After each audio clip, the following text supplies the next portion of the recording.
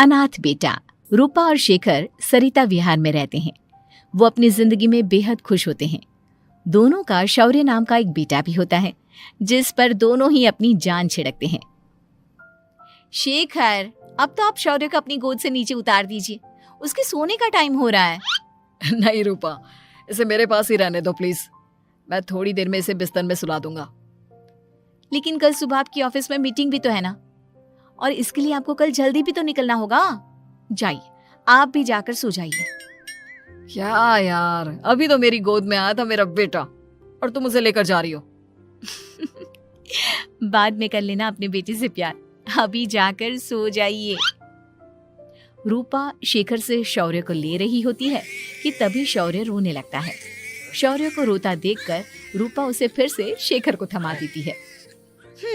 आपका बेटा ना एक नंबर का नौटंकी है, बिल्कुल आप पर गया है वो। साफ बोलो ना, तुम्हें जलन होती है हम दोनों बाप बेटे का प्यार देखकर। पहले बड़ा तो होने दो तुम शौर्य को, फिर देखना वो सबसे ज्यादा मुझे ही प्यार करेगा। देखते हैं।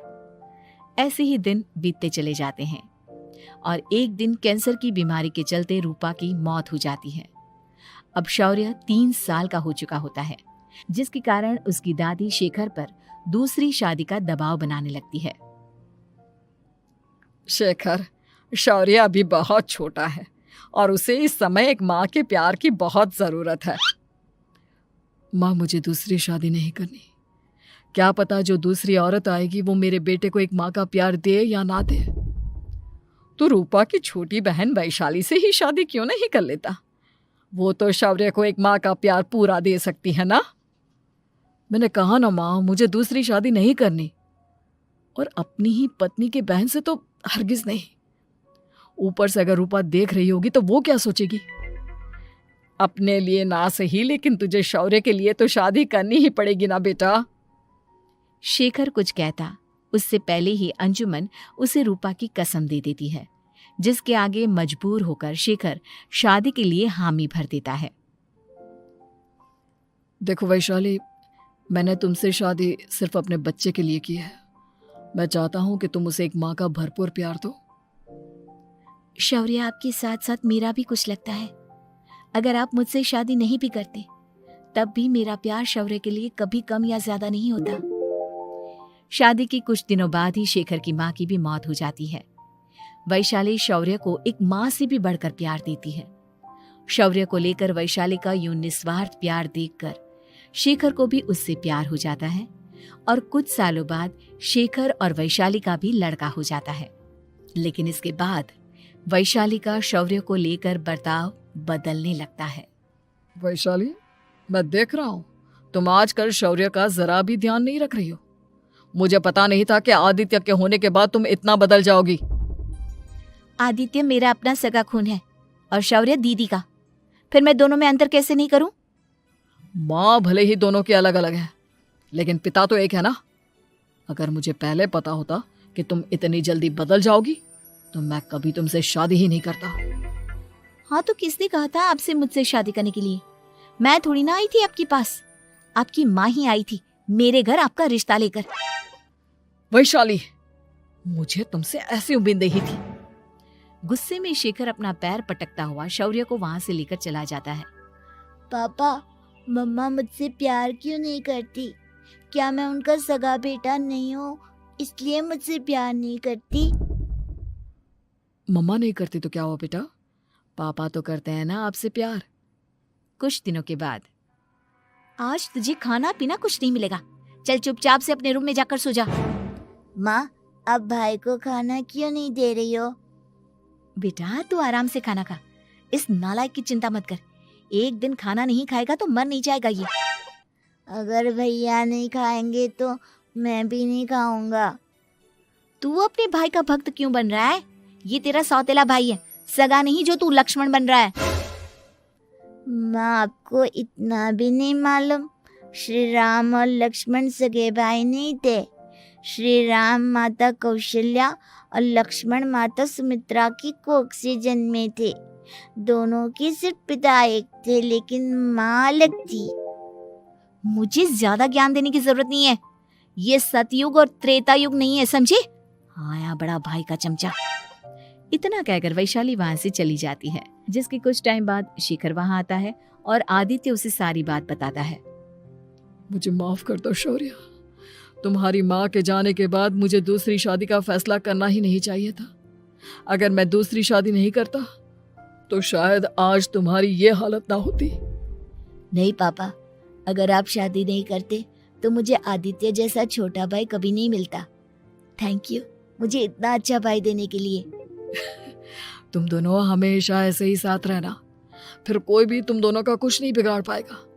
चलो मैं तुम दोनों को आइसक्रीम खिला कर लाता हूँ, बहुत भूख लग रही है ना। शिखर शौर्य और आदित्य को आइसक्रीम दिलाने लेकर जाता है। वो दोनों को पार्क में खड़ा करके आइसक्रीम लेने जा ही रहा होता है, तभी तेज रफ्तार से आती हुई एक गाड़ी उसे कुचल देती है और उसी पल शेखर की मौत हो जाती है, जिसके बाद शौर्य की जिंदगी नर्क से भी बदतर हो जाती है। सुन रे चिरकुट, इस घर के किसी भी सामान को मेरी मर्जी के बगैर हाथ मत लगाना। इन सब पर अब तेरा कोई हक नहीं है, समझा? ठीक है माँ, मैं आपकी इजाजत के बगैर किसी चीज को हाथ नहीं लगाऊंगा। चल जाकर अब पूरे घर की सफाई कर।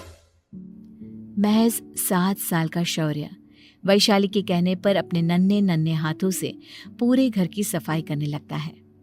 ऐसे ही दिन बीतने लगते हैं, लेकिन मासी से माँ बनी वैशाली को उस मासूम से बच्चे पर जरा भी तरस नहीं आता। क्यों शौर्य, ये घर में इतनी गंदगी कैसे हो रही है? ढंग से सफाई नहीं की है क्या तूने? माँ मैंने तो अच्छे से सफाई की थी, लेकिन आदित्य बार बार इधर उधर चलकर गंदा कर देता है। अच्छा, खुद से एक काम ढंग से नहीं होता और अपनी गलतियों का जिम्मेदार मेरे बेटे को ठहराता है। इतना कहकर वैशाली बांस का डंडा उठाकर शौर्य को जोर जोर से मारने लगती है। तभी वहां वैशाली के मायके वाले भी आ जाते हैं और उसकी सारी करतूतें देख लेते हैं। माँ मैं ऐसा क्या करूं जिससे आप मुझे भी आदित्य के जितना प्यार करोगी? बोलिए ना माँ, मेरे क्या करने से आपके अंदर मेरे लिए ममता जागेगी? वैशाली शौर्य की एक नहीं सुनती, उसके ऊपर डंडे बरसाती जाती है। हद पार होते देख वैशाली की माँ उसका हाथ पकड़ती है और जोर से उसे थप्पड़ मारती है। यही सब करने के लिए तूने दामाद जी से शादी की थी? हमने सपने में भी तुझसे ऐसी हरकत की उम्मीद नहीं की थी। तू माँ नहीं, माँ के नाम पर एक धब्बा है। बस कीजिए माँ, आदित्य के इस दुनिया में आने से पहले मैंने इसे बहुत प्यार किया था, लेकिन अब जब मेरी खुद की औलाद है तो मैं किसी और के बच्चे से प्यार क्यों करूं? अरे नालायक औरत, जिसे तू किसी और का बच्चा कह रही है वो तेरी खुद की सगी बहन का बच्चा है। बहन है तो क्या हुआ, मेरे अपने बच्चे से बढ़कर तो नहीं हो सकता ना ये कभी। अगर यही बात थी तो तू हमें पहले बता देती, हम शौर्य को अपने साथ ले जाते। उसे इस तरह प्रताड़ित करने की क्या जरूरत थी? अगर आपको लेकर जाना है ना तो ले जाइए इसे, मैं नहीं रोकूंगी। नहीं माँ, मुझे कहीं नहीं जाना, मुझे आपके साथ ही रहना है। मैं तेरी कोई माँ बाबा नहीं हूँ, तेरी माँ मर चुकी है, समझा? अब निकल जा मेरे घर से। माँ अब बहुत गंदी हो, मुझे भी नहीं रहना आपके साथ, मैं भी भाई के साथ ही जाऊंगा। अरे तू क्यों जाएगा, तू तो मेरा सगा बेटा है, जाने दे इसे। हम यहाँ ऐश से रहेंगे, तुम्हारे पापा बहुत सारी जमीन जायदाद छोड़ गए हैं तुम्हारे लिए। नहीं माँ, मुझे भाई के साथ जाना है। आप अच्छी नहीं हो, आप बहुत बुरी हो, आप भाई को बहुत परेशान करती हो। देख वैशाली, तुझसे ज्यादा समझ तो इस मासूम बच्चे में है। ये तेरे बुरे कर्मों का ही नतीजा है जो आज तेरी सगी औलाद खुद से तुझे ठुकरा रही है। आदित्य, तुझे इस शौर्य ने भड़काया है ना मेरे खिलाफ?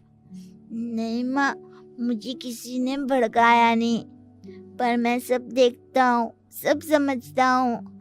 भाई बहुत अच्छा है, वो आपकी जैसा नहीं है। चलिए नानी।